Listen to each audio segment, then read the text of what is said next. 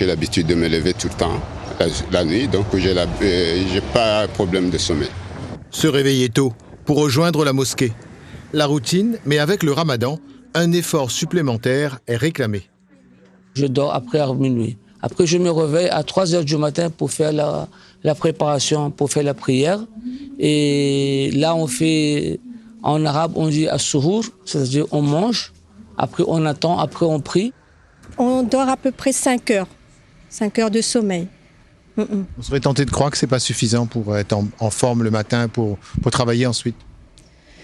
On ne sent pas la fatigue, je ne sais pas pourquoi, mais on a une force, il y a une spiritualité qui je sais pas comment l'expliquer, mais on arrive.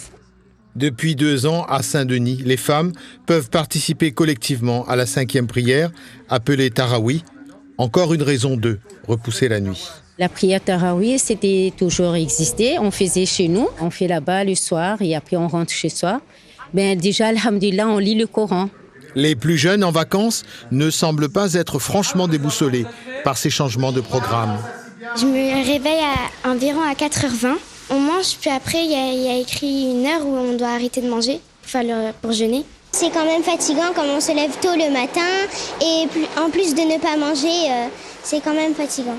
Moi, pendant le ramadan, quand je jeûne, je dors un peu pour reprendre des forces. Il y en a qui, des fois, qui vont faire du sport, mais il ne faut pas trop aller au soleil parce que sinon on aura trop chaud. Ces pâtisseries sont servies à la rupture du jeûne. L'activité est peut-être en recours pour éviter de penser à la douceur de la nuit.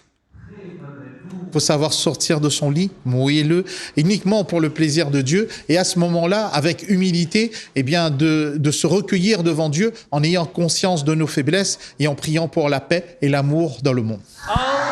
Une déstabilisation du rythme circadien ou de l'horloge du corps humain. Mais elle serait infime comparée aux bienfaits que les musulmans attendent de cette expérience divine.